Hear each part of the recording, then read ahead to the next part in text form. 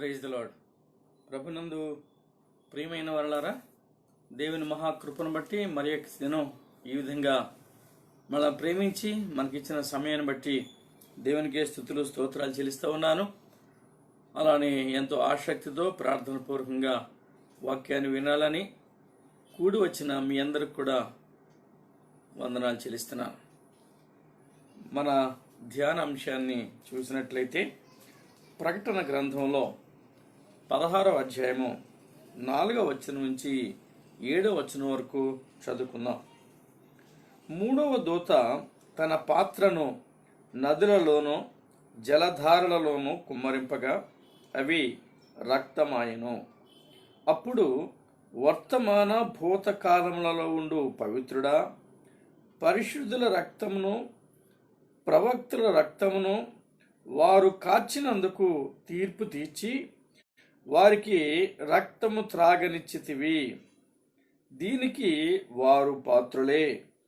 నీవు ఎలాగూ తీర్పు తీర్చితివి గనుక నీవు న్యాయవంతుడవని జలముల దేవత చెప్పగా వింటిని.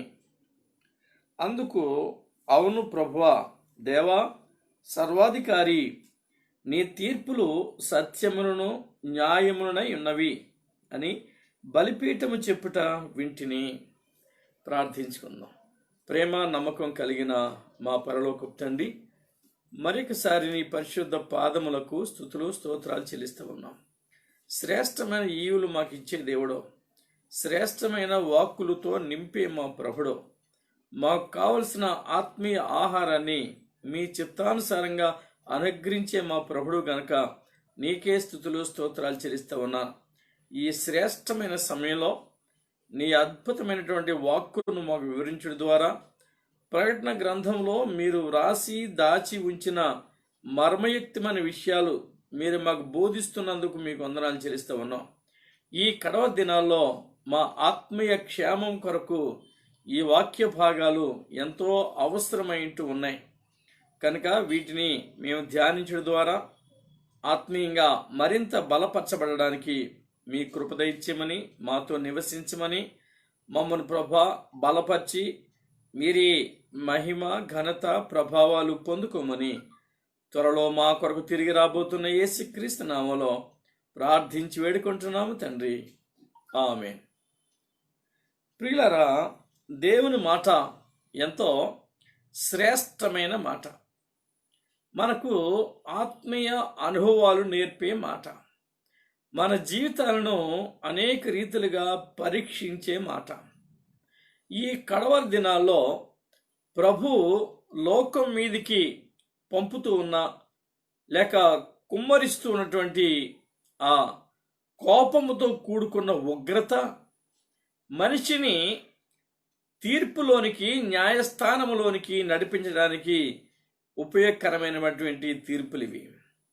అందుకే మానవునికి కడవ దినాలు శ్రేష్టమైన అనుభూతులను నేర్పేటువంటి ఆ కాలాలు ఇవి. వాక్యమును శ్రద్ధగా దైవ చిత్తానుసారంగా ఎరగవలసినటువంటి సమయం అని మనుషులు గుర్తించవలసిన కాలం ఇది. అపవాది విజృంభించి విశ్వాస వీరులను దేవునికి దూరం చేయటానికి వాడు ప్రయాసపడుతున్న కాలం ఇది. మనమైతే మన విశ్వాసము నుంచి వేరు చేయబడక మనలను మనం మరింత వాక్యపు వెలుగులో దిద్దుకుంటూ ఆయన రాకడ కొరకు సిద్ధపడవలసినటువంటి ఆ దినములు ఈ దినములు అని మనం గుర్తించాలి. ప్రియమైన వారలారా, మనం నిన్నటి దినాన్న సముద్రముల మీద కుమ్మరించబడినటువంటి ఆ ఉగ్రత పాత్ర విషయంలో మనం ధ్యానం చేసుకున్నాం.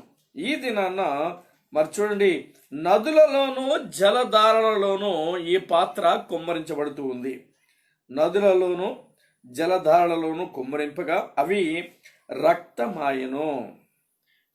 రక్తము అనేది నిజానికి ప్రభు మానవాళి మీద కోపముతో పగ తీర్చుకునే సమయము అని యెషయా గ్రంథంలో 63వ అధ్యాయంలో మనం పోయిన దినాలలో మనం ధ్యానం చేసుకున్నాం. ఇది ప్రేమ చూపే కాలం కాదు. ప్రేమను చూపినన్ని దినాలు చూపించాడు. ఆ ప్రేమతోనే మనం ఇంతవరకు నడిపించాడు. అయినా మనం మన ఇష్టానికి, మన చిత్తానికి, శరీరేచ్ఛలకు లోబడిన కారణంగా దైవ ప్రేమను తృణీకరించాం. అది తృణీకరించినందుకు ఈ కడవరి దినాల్లో ఆయన క్రోధాన్ని, కోపాన్ని మానవాళికి రుచి చూపించే ప్రభువుగా ఉన్నాడు. నిజానికి యెహోవా ఉత్తముడని రుచి చూడమని వాక్యం ఉంది. ఆయన ఉత్తమత్వాన్ని రుచి చూచి, ఆయన ప్రేమను రుచి చూచి, ఆయన ప్రేమలో ఎదగవలసిన మనము దానిని నిర్లక్ష్యం చేశాం గనుక ఆ ప్రేమ ఈ దినాన్న క్రోధంగాను, కోపంగాను మారిపోయింది. ఈ కోపము అనేది ఆయన ఆ పాత్రలో నింపి, దేవుని కోపము అనేటువంటిది ఆ పాత్రలో నింపి, మరి ఒక్కొక్క పాత్రను కుమ్మరింప చేయుచున్నట్టుగా మనం చూస్తూ ఉన్నాం. ఈ దినాన్న కుమ్మరించిన పాత్ర జలధారల మీద, నదుల మీద అది తీర్పును జ్ఞాపకం చేస్తూ ఉంది. ప్రియమైన వాళ్ళారా, ఇటువంటి తీర్పు ఐగుప్తులో మనం ప్రభు వారికి పంపడం మనం చూసాం. ఐగుప్తు బానిసత్వం నుంచి ఇశ్రాయేలు జనాంగాన్ని విడిపించే క్రమంలో ఫరో హృదయము కఠినమవుతున్నటువంటి కారణాన ఆ కాఠిన్యాన్ని బట్టి ప్రభు కొన్ని తెగుళ్ళు వారి మధ్యలో పుట్టించాడు. అటువంటి తెగుళ్ళు 10 తెగుళ్ళు అని మనం నిర్గమకాండంలో గమనిస్తాం. అందులో ఇది ఒక తెగులు. ఆ దినాన్న వారి యొక్క జలధారలను, నదులను రక్తమయంగా దేవుడు చేసినట్టు చూస్తాం. చరిత్రలోనికి వెళితే చరిత్రలో మనకు కావలసినటువంటి అనేక రుజువులు పరిశుద్ధ గ్రంథంలో దొరుకుతాయి. మీరు చూడండి, నిర్గమకాండంలో ఈ విషయాన్ని గూర్చిన మాటలు 7వ అధ్యాయము 19 నుంచి 21 వరకు మనం చదవగలిగితే గమనించండి.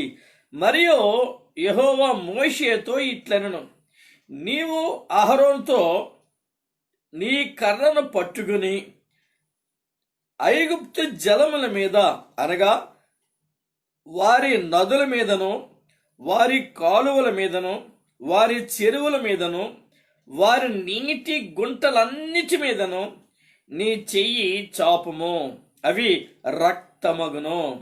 ఐగుప్తు దేశమంతటను మ్రాను పాత్రల్లోనూ రాతి పాత్రల్లోనూ రక్తము ఉండునని అతనితో చెప్పుమనెను. యెహోవా ఆజ్ఞాపించినట్లు మోషే, అహరోనులు చేసిరి.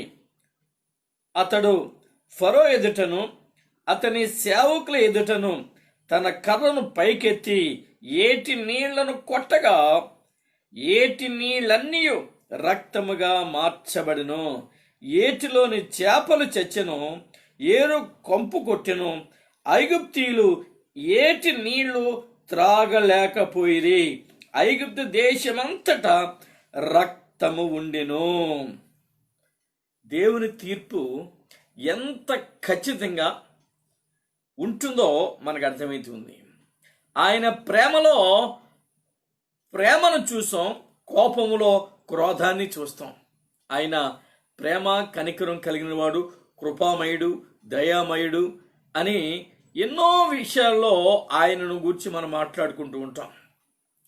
కానీ ఈ సమయంలో ఆయన మానవాళి మీద ఎవరు తిరుగుబాటు చేశారో, ఎవరు అవిధేయులై ఉన్నారో, ఎవరు ప్రభు మాటను నిర్లక్ష్యం చేశారో, ఎవరు ప్రభు ప్రేమను తృణీకరించారో వారందరికీ ఈ భయంకరమైనటువంటి తీర్పును పంపుతున్నట్టుగా మనం చూస్తున్నాం. నీటి బుగ్గలన్నీ కూడా రక్తమయంగా మారిపోతున్నాయి. నీటి బుగ్గలు, నీరు ఊరుతూనే ఉంటుంది. ఆ జల ఊరిన వెంటనే అది రక్తమయంగా మారిపోతుంది. ప్రియమైన వాళ్ళారా, ఇక్కడ ఆ ప్రభు కుమ్మరించినటువంటి పాత్ర జలధారల మీద, జలధారలు మరి ఆ రక్తమయంగా మార్చబడినట్టు వాక్యంలో మనం గమనిస్తూ ఉన్నాం. అవి రక్తముతో నిండి ఉన్నవి. దేవునిని నిర్లక్ష్యపరిచే వారికి ఆయన తీర్చే తీర్పులో ఎలా ఉంటావో మనకి వివరింప చేస్తా ఉన్నాడు. అప్పుడు చూడండి, మూడవ దూత తన పాత్రను నదులలోను జలధారలోను కుమ్మరింపగా అవి రక్తమాయను. ఈ రక్తము మరి ఐగుప్తు దేశంలో మరి ఒక దేశానికే ఆ శిక్ష పరిమితమయ్యింది. కానీ నేడు ఆయన మానవాళి మీదకి రప్పించే ఈ శ్రమలలో భాగంగా నదులలోనూ జలధారలలోనూ ఆయన ఉగ్రత కుమ్మరించినప్పుడు ప్రపంచ వ్యాప్తంగా ఉన్న నదులన్నీ రక్తమయమైపోతాయి. నదులే కాదు, ఆ కాలువలు, నీటి బుగ్గలు, అలానే నదులు, ఆ జలములు, ప్రియమైన వాళ్ళరా, ఇవన్నీ జలధారలు అన్నీ రక్తమయమైపోతాయి. ఇది రాబోయే తీర్పు. లోకం మీదకి రాబోయే తీర్పులలో ఇది ఒక తీర్పు. మనుషుడు ఆహారం లేకపోయినా కొన్ని దినాలు బ్రతకగలడు, కానీ నీళ్లు త్రాగకుండా బ్రతకలేడు. వారు ఈ రక్తాన్ని నీరుగా త్రాగవలసిన పరిస్థితి ఏర్పడింది. ఒకప్పుడు పిల్లరా, యేసు రక్తాన్ని మానవాళి కోరుకుంది. ఇతని రక్తము మా మీదను మా పిల్లల మీదను ఉండునుగాక అని కోరుకుంది. ఆ రక్తం సాక్షిగా మిగిలిపోయింది చరిత్రలో. ఈనాడు వీరు రక్తపు జలాలు త్రాగవలసిన పరిస్థితి ఏర్పడింది. అయినా మరి ఆయన క్రోధము ఆ పాత్రలో నింపబడి ఆ పాత్ర ఈ జలముల మీద మరి కుమ్మరించబడినట్టు మనం చూస్తున్నాం. ప్రియమైన వాళ్ళరా, ఈ తీర్పు చరిత్రలో చిరస్థాయిగా నిలిచిపోతుంది. చరిత్ర ఆధారాలు మరి అందరికీ దొరికే రీతిగా మనం చూస్తున్నాం. కాబట్టి మనుష్యుడు నిర్లక్ష్యం చేసిన కారణంగా వారి యొక్క నిర్లక్ష్యానికి మరి ఆ వెలగా మానవుడు ఈ యొక్క పరిస్థితిని ఎదుర్కోవలసి వచ్చింది. కాబట్టి నిర్లక్ష్యంతో ఉండక దేవుని ప్రేమను ఎరిగి దైవ చిత్తానుసారంగా జీవించగలిగే జీవితాలు మనకు కావాలి. ఇది కడవరి గడి అనే విషయాన్ని ఎరగాలి. ప్రభు త్వరగా వస్తున్నటువంటి సమయం అని ఎరగాలి. ఏ దినమన ఏ సమయాన ఏ రీతిగా వస్తాడో మనకు తెలియదు కనుక మనం సిద్ధం చేసుకుని ఎత్తబడే సంఘంలో మరి చేర్చబడడానికి అనువైన ఆత్మీయత మనం పొందుకొని మన జీవన విధానాన్ని దిద్దుకుంటూ మనం సిద్ధపడుతూ ప్రభు కొరకు ఎదురు చూడవలసిన వారమై ఉంటున్నాం. ప్రభుని యేసు త్వరగా రమ్ము అని ప్రార్థించగలిగేటువంటి ఆత్మీయ అనుభవంలోనికి మనం ప్రయాణించవలసిన వారమై ఉంటున్నాం. చూడండి పిల్లరా, కీర్తనకర్త అంటాడు 78వ కీర్తన 44వ వచనం చూస్తే, ఐగుప్తీయులు త్రాగలేకుండా నైలు నది కాలువలను వారి ప్రవాహ జలములను ఆయన రక్తముగా మార్చెను. వారు నీళ్లు త్రాగలేకుండా. చూడండి, నీళ్లు ఎంతో ఉపయోగకరమైనటువంటివి. మానవుని యొక్క శరీర భాగంలో మరి majority of the part water కంటెంటే మన బాడీలో ఉంటుందని మనం వింటూ ఉంటాం. జలములు లేని కారణంగా యేసయ్య సిలువలో మహావేదన పొంది మానవాళి కొరకు ఆయన ఒక్కొక్క మాట మాట్లాడుతూ వారిని విమోచించడానికి ఆయన తండ్రి సంకల్పాన్ని నెరవేర్చేవాడిగా ఆ సిలువ యజ్ఞం చేస్తున్నప్పుడు ఆయన దాహం అంటే ఆ దినాన్న చేదు జలాలు ఇచ్చినటువంటి ఈ లోకానికి రాబోయే దినాన్న ఆ జలధారలలో రక్తమయముగా చేసి రక్తాన్ని దాహం తీర్చడానికి రక్త జలాలు ఇవ్వబోతున్నాడు. దయచేసి గమనించండి పిల్లరా, ఆ దుస్థితి మన మీదకి రాకముందే, ఆ భయంకరమైన విపత్కరమైన పరిస్థితులు మనం ఎదుర్కోకముందే, నేడు అన్న సమయం ఉండగానే ఇప్పుడే ప్రభుని ఎరిగి దైవ చిత్తానుసారంగా మన జీవన విధానాన్ని మనం మార్చుకొని ఆయనకు అనువైనటువంటి పాత్రలుగా మార్చబడవలసిన వారమేంటున్నాం కనుక ఈ విషయాన్ని మనం గమనిద్దాం. ఆ జలమయము ఆ రక్తమయమైనప్పుడు, జలములన్నీ రక్తమైపోయినప్పుడు వీరు ప్రభుతో వారు చేస్తున్నటువంటి విన్నపము విజ్ఞాపన ఏమంటే, చూడండి 16వ అధ్యాయంలో 5వ వచనం, అప్పుడు వర్తమాన భూతకాలములలో ఉండు పవిత్రుడా, పరిశుద్ధుల రక్తమును ప్రవక్తల రక్తమును వారు కార్చినందుకు తీర్పు తీర్చి వారికి రక్తము త్రాగనిచ్చితివి. వీరు పవిత్రుల రక్తాన్ని చిందించారు. వాక్యము నిమిత్తమును యేసును గూర్చిన సాక్ష్యము నిమిత్తమును అనేక మందిని హతమార్చారు. అనేక మందిని ప్రియులరా మరి వధించారు, అంతమొందించారు. హతసాక్షులుగా అనేకులు అర్పించబడ్డారు. వారి రక్తాన్ని ఆ విధంగా కార్చినందుకు వారు దేవుని మహిమ కొరకు ఆ విధంగా మరణము చెందిన కారణంగా ఈ దినాన్న అదే రక్తము వారు త్రాగడానికి, అదే రక్త జలాలు వారు త్రాగడానికి ప్రభు సంకల్పించాడు. అందుకే వీళ్ళు అంటా ఉన్నారు, అప్పుడు వర్తమాన భూత కాలములలో ఉండు పవిత్రుడా, పరిశుద్ధుడా, నీవు పవిత్రుడవు, పరిశుద్ధుడవు. పరిశుద్ధుల రక్తాన్ని వీరు కార్పించారు, పరిశుద్ధులను హతమార్చారు, పరిశుద్ధులను అంతమొందించారు. కాబట్టి నీ తీర్పు న్యాయమే. నీవు ఈ దినాన ఆ నదులను జలధాలను రక్తమయముగా చేయటం నీ తీర్పు. ఆ తీర్పు న్యాయమైన తీర్పే. కాబట్టి న్యాయవంతుడు, నీతిమంతుడైన ప్రభు ఆయనకు అన్యాయపు తీర్పు తీర్చినప్పటికీ ఆయన మానవాళికి న్యాయమైన తీర్పు తీర్చే దేవుడిగా ఉన్నాడు. ఈ న్యాయమైన తీర్పు తీరుస్తూ ఉన్నప్పుడు ఆయనను వీరు ఎంతగా అభినందిస్తున్నారో, ఎంతగా ప్రభువుని కొనియాడుతున్నారు మీరు గమనించండి. వర్తమాన భూత కాలములలో ఉండు పవిత్రుడా, వర్తమాన భూత కాలములలో ఉండు పవిత్రుడా. చక్కటి పిలుపు. మన ప్రభు పవిత్రుడు, ఏ పాపము లేనివాడు. పిలాతు చాలా ప్రయత్నం చేశాడు, ప్రభులో పాపముంది అని నిరూపించడానికి చాలా ప్రయత్నాలు చేశాడు. లోకం ఆయనను పాపి అని ముద్ర వేసి ఎంతగానో ఆనందించింది. కానీ ఆయనలో పాపమున్నదని ఎవడూ రుజువు చేయలేకపోయాడు. పిలాతు ముమ్మారు ప్రయత్నించాడు, ఆయన పాపి, ఆయనలో పాపమున్నది అనేటువంటి నిరూపణ చేయడానికి ప్రయత్నించాడు, ముమ్మారు ప్రయత్నించాడు. కానీ అతని వల్ల కాలేకపోయింది. అప్పుడు చేతులు కడుక్కుని ప్రభుని విడిచిపెట్టాడని ప్రయత్నం చేశాడు, కానీ కుదరలేదు. ప్రజలు అన్నారు, ఇతని రక్తము మా మీదను మా పిల్లల మీద ఉండునుగాక అని కోరుకున్నప్పుడు పిలాతు వారిని సిలువేయడానికి వారికి ప్రభుని అప్పగించాడు. ఆ రీతిగా ప్రభు సిలువ మరణాన్ని పొందినట్టు మనం గమనిస్తున్నాం. కాబట్టి ఈ రోజున మనం దేవుని కొరకు ప్రభు యొక్క మహిమ కొరకు జీవించవలసినటువంటి ఆ జీవాత్మని కలిగిన వారమై మనం ఉండాలి. కాబట్టి ఇక్కడ మీరు గమనించవలసిన విషయం ఏంటంటే, చూడండి, జలధారుడు, రక్తము అనే మాటలు చాలానే వాడారు ఇక్కడ. దీనికి వారు పాత్రులే. ఆ తీర్పుకు, ఆ రక్తపు జలాలు త్రాగడానికి వారు అర్హులే. ఈ తీర్పు వారికి జరగవలసిందే. ఈ తీర్పును వారు ఎదుర్కోవాల్సిందే. నీవు ప్రభా న్యాయవంతుడువు అని జలముల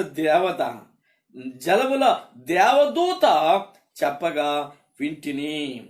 జలముల దేవదూత ప్రభుని గురించి సాక్ష్యము చెబుతున్నట్టుగా మనం గుర్తించాలి. నిజానికి ఇక్కడ మనం ఒక విషయాన్ని గమనించాలి.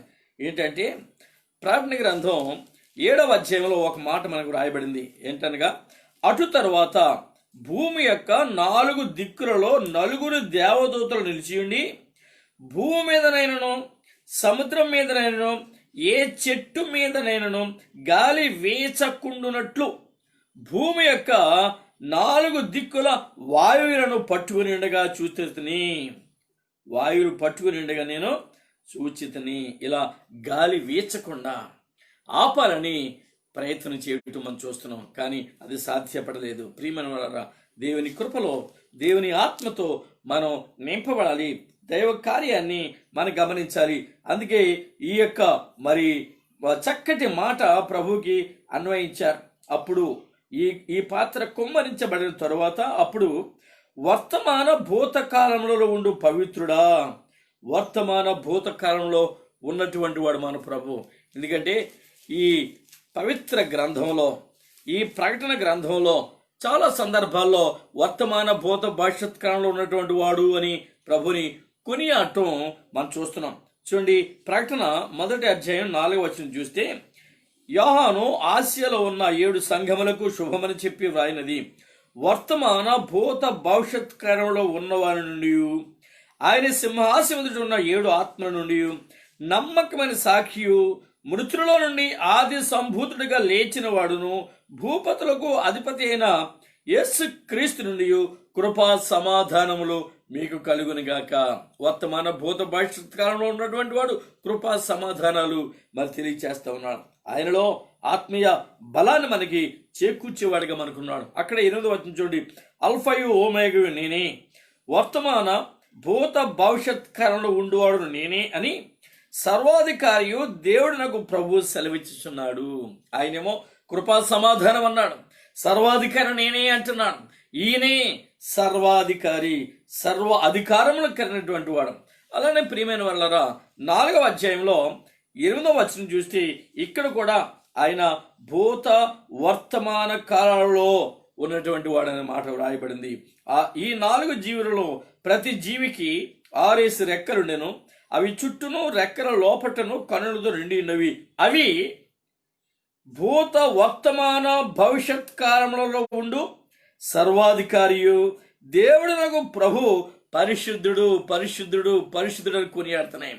ఇక్కడ మనం 16వ అధ్యాయం చూసాం, ఆయన వర్తమాన భూత భవిష్యత్ కాలంలో ఉండేవాడు పవిత్రుడు అనే మాట. వీరు పరిశుద్ధులు, 2 ఒకే పదంగా మనం గమనించవలసిన వారమైన ఇలాంటి పరిశుద్ధుడు, ఇలాంటి పవిత్రుడు ప్రభునామాన్ని ఎంతగా ఘనపరుస్తున్నాడో మీరు గమనించండి.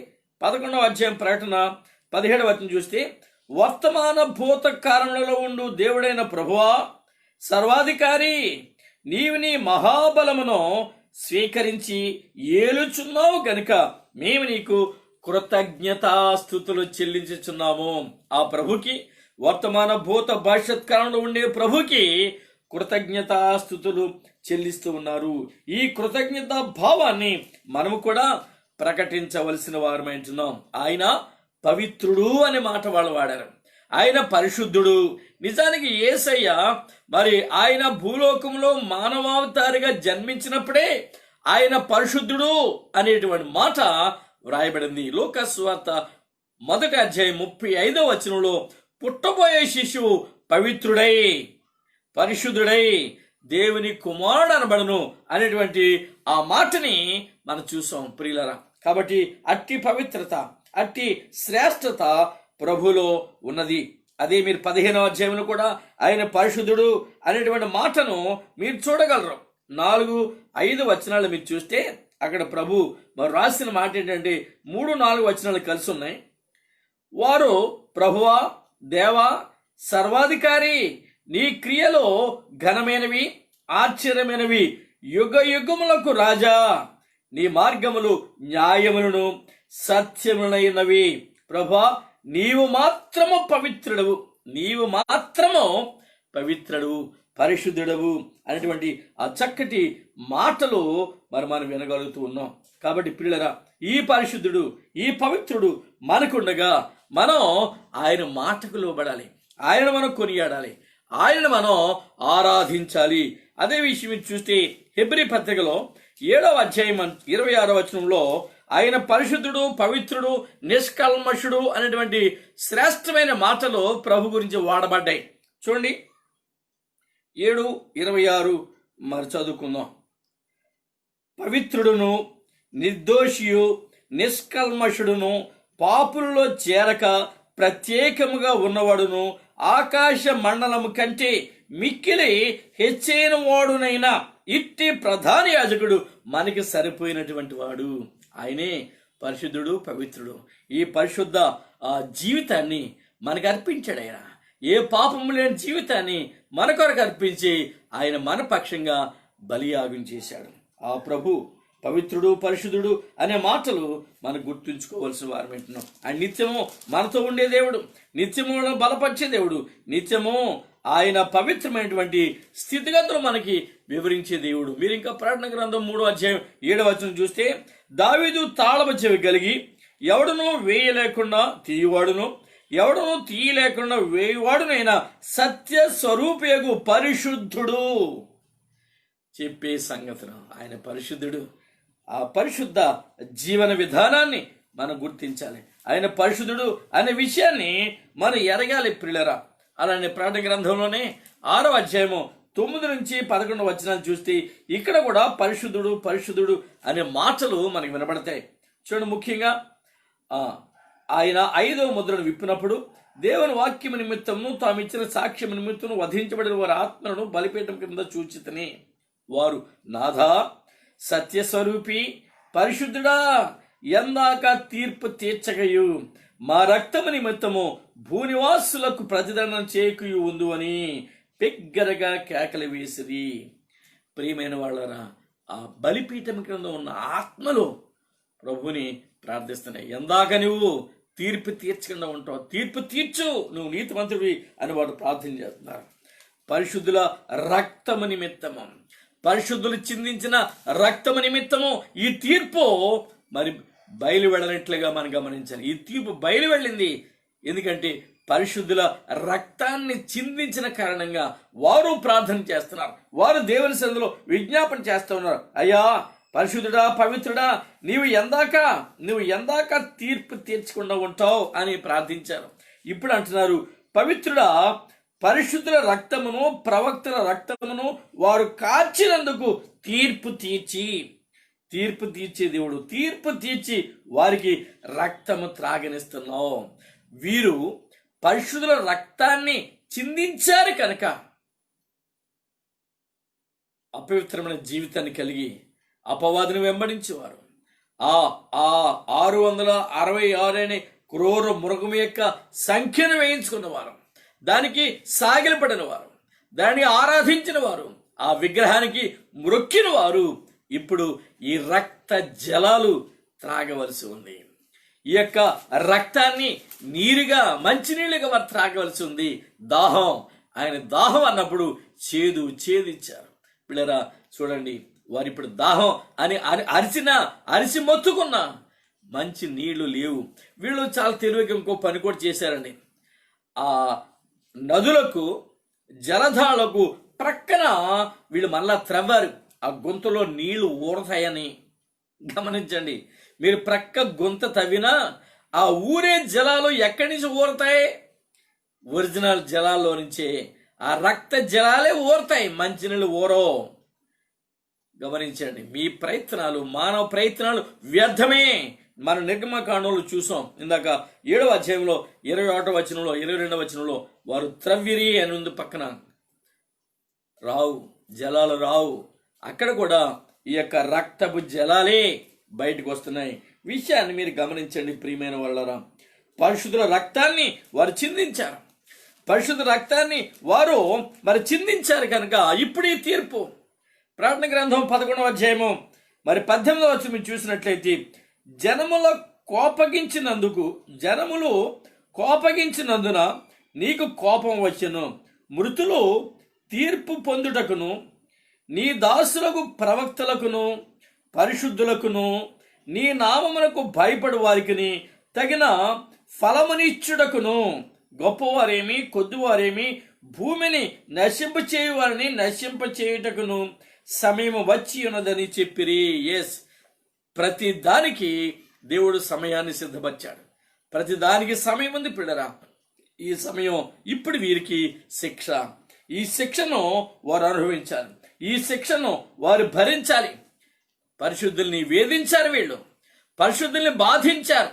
చూడండి, 13వ అధ్యాయం ప్రకటన గ్రంథం 15వ వచనం, మరియు ఆ మృగము యొక్క ప్రతిమ మాట్లాడునట్లును ఆ మృగము యొక్క ప్రతిమకు నమస్కారము చేయని వారిని హతము చేయనట్లును ఆ మృగము యొక్క ప్రతిమకు ప్రాణమిచ్చుడికే దానికి అధికారం ఇవ్వబడను.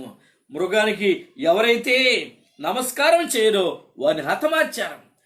అలా హతమార్చిన వారి రక్తం ఇప్పుడు ప్రార్థన చేస్తుంది. మీరు కయ్యూని హేబేలు తెలుసుగా మనకి, హేబేలు రక్తం పిల్లరా. మరి ప్రార్థిస్తే ఆ రక్తం దేవుని దగ్గరికి వెళ్ళి మొరపెట్టింది. ఆ కయ్యూను హేబేలును నరికి వేసినప్పుడు, మరి హతమార్చినప్పుడు, హత్య చేసినప్పుడు ఆ రక్తం భూమి మీద తడిచింది. ఆ రక్తం దేవునికి మొరపెట్టింది. అలానే వీరి రక్తం నాథా సత్యస్వరూపి, ఎందాక నువ్వు తీర్పు తీర్చకుండా ఉంటావు? వారు మమ్మల్ని మరణానికి అప్పగించారు, మమ్మల్ని అంతమొందించారు అని వారు ప్రార్థన చేస్తున్నారు. వారు ప్రార్థన చేసి విజ్ఞాపన చేస్తూ ఉన్నారు. 13:15 వారు హతమార్చిరి అనేటువంటి మాట మనం చూస్తూ ఉన్నాం పిల్లరా. అలానే 18:24 చూస్తే ఇక్కడ కూడా మాట ఉంది. మరియు ప్రవక్తల యొక్కయు పరిశుద్ధుల యొక్కయు భూమి మీద వధించబడిన వారి యొక్కయు రక్తము ఆ పట్టణములో కనబడినను. రక్తం, వధించబడ్డారు అనేకులు ప్రభు నిమిత్తం, ఆయన వాక్యం నిమిత్తం. ఆయన యొక్క మరి ప్రవక్తలు హతసాక్షులయ్యారు, మరణించారు. వారి రక్తం భూమి మీద పిల్లరా మరి తడిచింది. అందుకని ఈనాడు ఆ తీర్పును దేవుడు తీర్చబోతున్నాడు. చూడండి పిల్లరా, కీర్తన గ్రంథంలో 79వ కీర్తన 3వ వచనం మీరు చూస్తే అక్కడ ఈ ఈ ఈ తీర్పుకు చెందినటువంటి మాట ఒకటి మనకు కనబడుతుంది. 79వ కీర్తన 3వ వచనం, ఒకడు నీళ్లు పోసినట్లు యెరూషలేము చుట్టూ వారి రక్తము పారబోసి ఉన్నారు, వారిని పాతిపెట్టి వారు ఎవరునూ లేరు. అంతగా దేవుని బిడ్డల్ని వీళ్ళు వేధించారు, బాధించారు, అంతమొందించారు, వారి రక్తాన్ని చిందించారు. పాతి పెట్టేవారు కూడా లేరు అనేటువంటి మాట పరిశుద్ధ గ్రంథంలో వ్రాయబడింది. కాబట్టి ఈ తీర్పు, ప్రభు తీర్చే తీర్పు శ్రేష్టమైన పవిత్రమైనటువంటి తీర్పు. అందుకని వీళ్ళు అంటున్నారు, పరిశుద్ధుడా నీ తీర్పు జరగవలసిందే, వాళ్ళు దీన్ని అనుభవించవలసిందే అనే విషయాన్ని వారు మాట్లాడుతూ ఉన్నారు. ఈ తీర్పు 6వ అధ్యాయము మరి 10వ వచనం చూస్తే, ప్రార్థన గ్రంథం 6వ అధ్యాయం 10వ వచనం చూస్తే ఆ తీర్పు విషయంలో వీళ్ళు మాట్లాడుతున్నారు. చూడు, వారు నాథా సత్యస్వరూపి పరిశుద్ధుడా, ఎందాక తీర్పు తీర్చకయు మా రక్తము నిమిత్తము భూనివాసులకు ప్రతిదండన చేయక ఉంటావని వారు బిగ్గరగా కేకలు వేశారు. ఇప్పుడు ఆ కేకలు వేసినప్పుడు కొద్ది సమయం పడుతుంది, కొంచెం కాలం విశ్రమించండి అని 11వ వచనంలో చెప్పాడు. ఆ కొంచెం కాలం అయింది, లెక్క పూర్తి కావాలన్నాడు. ఇప్పుడు లెక్క పూర్తి అయ్యింది, దేవుడు తీర్పు తీరుస్తూ ఉన్నాడు. ఈ మహాభయంకరమైనటువంటి తీర్పులో మరి మనం చూస్తున్న పిల్లరా, వాళ్ళ రక్తమే త్రాగడానికి సిద్ధపడవలసిందే. రక్తము వారి కొరకు ప్రభు ఏర్పరిచాడు. జలాలన్నింటినీ రక్తమయం చేశాడు. నదులు గాని జలధారలు గాని రక్తమయమైనవి, కాలువలు ఇవన్నీ పిల్లరా ఈ తీర్పును ఎదుర్కోవలసి ఉన్నది. ఈ తీర్పును మనం ఎదుర్కోవాలి. చూడండి, 49వ అధ్యాయం యెషయా గ్రంథం 49వ అధ్యాయము 26వ వచనం చూస్తే, యెహోవానైన నేనే నీ రక్షకుడననియు యాకోబు బలవంతుడు నీ విమోచకుడనియు మనుష్యులందరూ ఎరిగినట్లు నిన్ను బాధపరచు వారికి తమ స్వమాంసము తినిపించదును. నిన్ను బాధపరచు వారికి వారి మాంసాన్ని వాళ్లే తినేటట్టు చేస్తాను. క్రొత్త ద్రాక్షారసం చేత మత్తులైనట్టుగా తమ రక్తము చేత వారు మత్తులగుదురు. ఆ రక్తాన్ని వారు త్రాగుతారు. అది మరి జలము, మంచినీళ్ళుగా వారు త్రాగవలసి ఉంది. గమనించండి ప్రియమైన వాళ్ళరా, ఈ స్థితి, ఈ దుస్థితి మానవాళి మీదకి రాబోచుండగా వీరు ప్రార్థన చేస్తున్నారు, అయ్యా నీ తీర్పులు న్యాయమైనవే, నీ తీర్పులు సత్యమైనవి, నీవు తీరుస్తున్నావు తీర్పు, అద్భుతమైన తీర్పు, నీవే పరిశుద్ధుడా పవిత్రుడా, నీ తీర్పులు వారికి రక్తాన్ని త్రాగిస్తున్నావు అంటా ఉన్నారు. చూడండి పిల్లరా, నీ న్యాయవంతుడు సత్యవంతుడు అంటా ఉన్నారు. 6వ వచనం 16:6, దీనికి వారు పాత్రులే, నీవు ఎలాగూ తీర్పు తీర్చదు గనుక నీవు న్యాయవంతుడు అనియు జలముల దేవదూత చెప్పగా వింటిని. అందుకు అవును ప్రభువా దేవా సర్వాధికారి, నీ తీర్పులు సత్యములను న్యాయములై ఉన్నవని బలిపీఠము చెప్పుట వింటిని. ఈ తీర్పులు సత్యము, ఈ తీర్పులు న్యాయమైనవి. చూడండి 15వ అధ్యాయంలో 3-4 వచనాలు చూడండి. ప్రభువా దేవా సర్వాధికారి, నీ క్రియలు ఘనమైనవి ఆశ్చర్యమైనవి, యుగములకు రాజా నీ మార్గములు న్యాయములను సత్యములనైనవి. నీ మార్గములు న్యాయములు సత్యములు. అలానే 19వ అధ్యాయము 2వ వచనం చూడండి. ఆయన తీర్పులో సత్యములను న్యాయములై ఉన్నవి. ఆయన తీర్పులు నిజమే, న్యాయవంతుడు, సత్యవంతుడు, ఎటువంటి అన్యాయము చేసేవాడు కాదు ప్రియులారా. కనుక మన జీవితంలో ప్రభు తీర్చే తీర్పులు అద్భుతంగా ఉంటాయి. ప్రభు మనను బలపరిచే రీతిగా ఆయన తీర్పులు మన బ్రతుకు దినాల్లో జరిగించేవాడై ఉన్నాడు. కీర్తనకర్త 19వ కీర్తన 9వ వచనంలో ఒక చక్కని మాట రాశాడు. యెహోవా యందైన భయము పవిత్రమైనది, అది నిత్యము నిలుచును. యెహోవా న్యాయ విధులు సత్యమైనవి, అవి కేవలము న్యాయమైనవి. న్యాయవంతుడు, సత్యవంతుడు, ఈ విషయాన్ని మనం ఎరిగి మన ప్రభుని ఘనపరచవలసిన వారు అంటున్నాం, మన ప్రభుని హెచ్చించవలసిన వారు అంటున్నాం. అలానే 119వ కీర్తన 137వ వచనం, యెహోవా నీవు నీతిమంతుడు, నీ న్యాయ విధులు యథార్థములు. ఈయన పరిశుద్ధుడు, న్యాయవంతుడు, న్యాయమైన కార్యమును జరిగించేవాడు. ఆయన ఏం చేసినా మన క్షేమం కొరకే జరిగించు దేవుడైనాడు. ఆయన మహిమ కలిగిన వాడు, న్యాయవంతుడు, నీతిమంతుడు. 116వ కీర్తన 5వ వచనాన్ని మీరు చూస్తే, యెహోవా దయాళుడు, ఆయన నీతిమంతుడు, మన దేవుడు వాత్సల్యత గలవాడు. మన దేవుడు వాత్సల్యత గలవాడు, ప్రేమ కనికరం గల దేవుడు, కృపా కనికరం గల దేవుడు. ఆయన బలిపీఠం నుండి చక్కటి స్వరాలు వినిపింపజేస్తున్నాడు. నాథా, సత్యస్వరూపి, సత్యవంతుడా, ఎందాక నీవు మౌనంగా ఉంటావు? తీర్పు తీర్చు ప్రభువా అని వారు మాట్లాడుతున్నారు. అవును పిల్లరా, తీర్పు తీర్చే సమయం ఆసన్నమైంది. తీర్పు తీర్చడానికి ప్రభు కనిపెడుతూ ఉన్నాడు. ఈ కడవ దినాల్లో మనం కూడా మనం సిద్ధం చేసుకుని ప్రభుని ఎదుర్కోవడానికి, ప్రభుని కలుసుకోవడానికి, మహిమరాజ్యంలో చేర్చబడడానికి మనం ప్రయాసపడవలసిన వారం ఏంటున్నాం. ప్రార్థించుకుందాం. కృపా కనికరం కలిగిన మా పరలోకపు తండ్రి, మరొకసారి నీ పరిశుద్ధ పాదాలకు వందనాలు. మా గొప్ప దేవానికి స్తుతులు స్తోత్రాలు చేస్తున్నాం. ఈ ప్రత్యేక సమయంలో రాత్రి వేళలో ప్రభువా, నీ స్వరాన్ని వినగలే ధన్యత మాకు ఇచ్చావు. చక్కటి మాటలు మాతో మాట్లాడారు. అయ్యో నైనా, జలధారలు, నదులు రక్తమయంగా మార్చబడ్డాయి. నేనేది తీర్పు, నీవు తీర్చే తీర్పు. ఈ తీర్పును బట్టి నీ ప్రేమ కనబడుతూ ఉంది నైనా. పరిశుద్ధుల మీద నీ ప్రేమ కనబడుతుంది నైనా. మరి సంఘం పట్ల నీ ప్రేమ కనబడుతుంది నైనా. పాపము చేసిన వాడు, అపవిత్రమైన జీవితాన్ని జీవించిన వాడు, వారి శిక్షకు పాత్రుడే. నువ్వు న్యాయవంతుడు, నీ తీర్పు మరి సరైనదే, వారు ఆ తీర్పుకు అర్హులే అని పరిశుద్ధులు ప్రార్థన చేస్తున్నారు. ఇటు పరిశుద్ధ జీవితాన్ని మేము కలిగి నీ కొరకు ఎదురు చూసేవారిగా మీ కృప దయచేయండి. అలానే ప్రభువా, ఇంతవరకు మీరు మాతో మాట్లాడారు, నీ స్వరాన్ని వినిపించారు, నీ సన్నిధి మాతో ఉంచారు, నీ ఆత్మ కార్యాలు వినగలిగే ధన్యతను మాకు ఇచ్చారు. అందరూ బట్టి మీ స్తోత్రాలు చెల్లిస్తూ ఉన్నాం. కనుక వాక్యాన్ని విన్న బిడ్డలందరూ దర్శించండి, ఒక్కొక్కరిని పేరు పేరుని జ్ఞాపకం చేసుకునండి. నీ ఆత్మను కుమ్మరింపచేయండి, నీ సన్నిధి చోటను వారు దాచి ఉంచండి. మీ రక్త ప్రోక్షణ వారి మీద కుమ్మరింపచేయండి.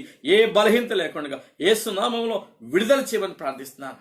అలా సీఎను ప్రార్థన మొదటి బిడ్డలందరూ దర్శించండి, వారి కుటుంబాలు దర్శించండి. ప్రతి ఒక్కరిని మీ కృపలో జ్ఞాపకం చేసుకోండి. అలానే ఆన్లైన్లో వాక్యం బిడ్డలందరినీ దర్శించండి. ఒక్కొక్కరి మీద నీ ఆత్మవర్షాన్ని కుమ్మరింపు చేయండి. మీ చిత్తమైతే మరీ సమయం ఎలాగో కలుసుకొని మీ నామాన్ని స్తుతించే ధన్యతలు కూడా మాకు అనుగ్రహించి, అంతవరకు ప్రభా మీరే మీ కృపను మా మీద ఉంచి మహిమ పొందుకోండి. అని స్తోత్రాలు. ప్రపంచం కరోనా భయంతో అల్లాడిపోతూ ఉంది. దినదినము కరోనా వైరస్ పెరుగుతూనే ఉంది ప్రభా. దాన్ని మీరు అదుపు చేయండి, కృప చూపండి. దాన్ని బిడ్డలుగా మేము విజ్ఞాపన చేయించుండగా మా ప్రార్థన ఆలకించి మమ్మల్ని కరుణించమని ప్రార్థిస్తున్నాం. మా నైనా మా దేశ ప్రజలను, ప్రపంచ ప్రజలను, సర్వమానవాళిని ప్రభు నీ కృపతో సంధించి విడిపించి నీ ఆత్మతో నింపమని దుష్ట శక్తులను యేసు నామములో బంధిస్తూ త్వరలో మా కొరకు తిరిగి రాబోతున్న యేసుక్రీస్తు నామములో ప్రార్థించి వేడుకుంటున్నాము తండ్రి. ఆమేన్. మన ప్రభు నిశ్చిత కృపయు, తండ్రి దేవుని ప్రేమయు, పరిశుద్ధాత్మ దేవునికి అన్యోన్య సహవాసం ఇప్పుడు ఎల్లప్పుడూ సదాకాలం మనందరికీ తోడుగా ఉండి నడిపింప చేయనుగాక. Amen. Praise the Lord. Praise the lord.